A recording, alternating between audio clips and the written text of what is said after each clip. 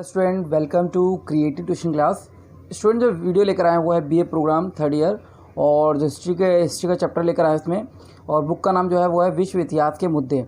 ये third year history का book का नाम है और इंग्लिश में है issue in world history. Chapter जो है 20वीं सदी अवधारणाएं और परिणाम। जैसे कि स्टूडेंट आपको पता है कि अभी लॉकडाउन चल रहा है और अब अनलॉकडाउन 1 हो चुका है और आधे से ज़्यादा भारत को खोल दिया गया है, और जो भी अभी एग्ज़ाम आपके होने हैं उसके बेस पर मैं चैप्टर लेकर आया हूँ ताकि आपके एग्ज़ाम के लिए बहुत आसानी हो। तो स्टार्ट करते हैं कि इसमें, और जो भी मैं वीडियो लेकर आता हूँ बहुत शॉर्ट तरीके से लेकर आता हूँ। चैप्टर बहुत लेंथी होता है आपके बुक में, और ये जो मैं वीडियो लेकर आया हूँ वो बहुत शॉर्ट तरीके से समझाया है। और स्टार्ट करते हैं कि इसमें 20वीं सदी की अवधारणाएं और परिणाम क्या क्या थे। तो 20वीं सदी के प्रारंभ जैसा विश्व था उससे बिल्कुल अलग प्रकार विश्व को हमने 20वीं सदी के अंत में देखा। 20वीं सदी से हमारा अभिप्राय आधुनिक विश्व से होता है। आधुनिक मतलब कि जो अब का समय चल रहा है उसके विश्व से होता है, मगर इसमें एक तरफ से जो भी परिवर्तन आया वो एकदम से नहीं आया और एक तरीके से रातों रात एक तरीके अस्तित्व में नहीं आया, बल्कि ऐतिहासिक रूप से 20वीं सदी की शुरुआत सामंतवाद के पतन और पूंजीवादी के उदय के और विकास के रूप में मानी जाती है। नेक्स्ट में बताया गया है कि 16वीं सदी के यूरोप में अन्य कहीं शुरुआत हुई और इसमें औद्योगिकरण का सबसे महत्वपूर्ण चरण माना गया है कि किस प्रकार औद्योगिकरण का चरण हुआ।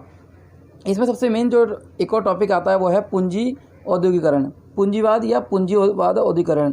इसमें क्या है, 20वीं सदी सभी आयामों में पूंजीवाद शामिल है। जैसे कि आपने देखा है कि हर जगह जो भी विश्व में परिवर्तन आया, अवधारणाएँ आई 20वीं सदी में, वो औद्योगिकरण के कारण परिवर्तन आता गया।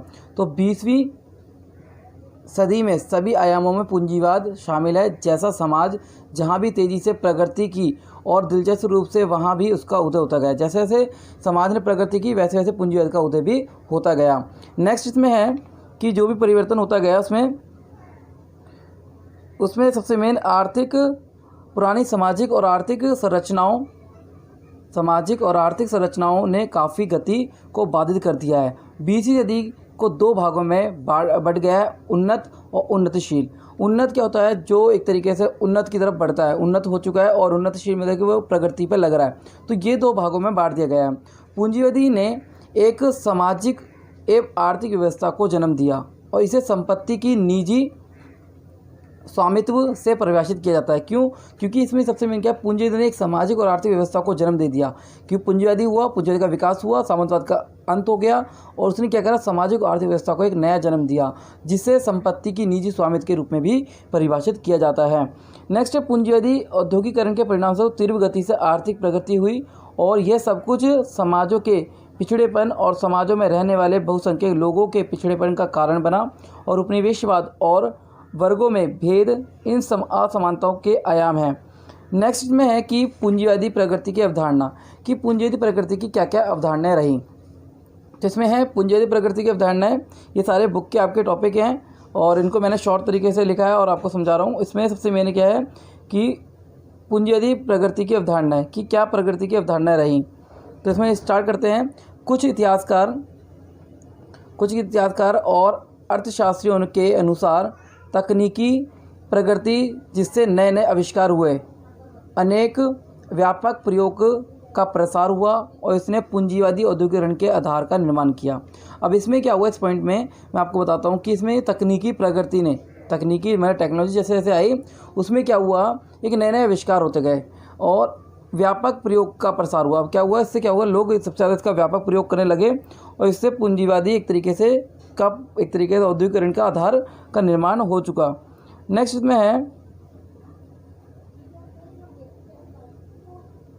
विभिन्न प्रकार के आर्थिक सामाजिक तकनीकी एवं राजनीतिक परिस्थितियों एकत्रित हुई जिनके फलस्वरूप पूंजीवाद और औद्योगिकरण समाज को प्रबल रूप से उभारा। तो ये एक तरीके से प्रबल रूप से उभारने का कारण क्या था, सामाजिक और आर्थिक राजनीति जो तकनीकी थी वो सभी क्या हुए, शामिल हो गई, जिससे एक तरीके से औद्योगिकरण को प्रबल समर्थन मिला। मैं आपको इन पॉइंटों को दोबारा रिपीट करता हूँ। पूंजीवादी प्रगति की अवधारणाएं, कुछ इतिहासकार आर्थिक के अनुसार जो भी तकनीकी का विकास हुआ इससे नए नए आविष्कार हुए, व्यापक प्रयोग का प्रसार हुआ, इससे पूंजीवादी औद्योगिकरण के आधार का निर्माण हो गया और पूंजीवादी की एक सामाजिक और आर्थिक व्यवस्था को जन्म दिया। इससे संपत्ति, निजी स्वामित्व की परिभाषा किया गया और उत्पादन के साधन भूमि, कारखाने, कच्चे माल ये सभी निजी स्वामित्व के रूप में नियंत्रित होते गए और बिक्री और लाभ के लिए उत्पादन होता रहा। तो इसमें सबसे मेन कि किस प्रकार से उत्पादन होता रहा। नेक्स्ट है पूंजीवादी औद्योगिक समाज का प्रबल रूप में उभरा। किस रूप में उभरा, जैसे मैंने आपको बताया कि सामाजिक, आर्थिक, तकनीकी जो शामिल हो चुकी थी। नेक्स्ट में सबसे पहला चरण व्यापारिक और वाणिज्यिक पूंजीवाद के नाम से जाना जाता है। जिसका पहला जो है रूप या चरण व्यापारिक और वाणिज्यिक पूंजीवादी के नाम से जाना जाता है और इसका काल 15वीं से 18वीं सदी माना जाता है। ये भी एक पूंजीवाद का रूप था। और इसमें नेक्स्ट है कि किस प्रकार से पूंजीवादी का रूप एक तरीके से विकसित हो गया और किस प्रकार एक समाज को नई दिशा मिली। नेक्स्ट जो है औद्योगिकरण के रूप में। औद्योगिकरण के रूप में क्या था कि पूंजीवादी औद्योगिकरण के उदय के लिए सुझाए गए कालखंड भिन्न भिन्न है और पूंजीवादी औद्योगिकरण तक पहुंचने के मार्ग भी भिन्न है। ऐसा संबंध में देशों के विविध सामाजिक और राजनीतिक विशेषताओं के कारण और इन संबंधों देशों को गौरवपूर्ण इतिहास और भौगोलिक भिन्नता के कारण एक तरीके से औद्योगिकरण के रूप में पूंजीवादी को देखा गया।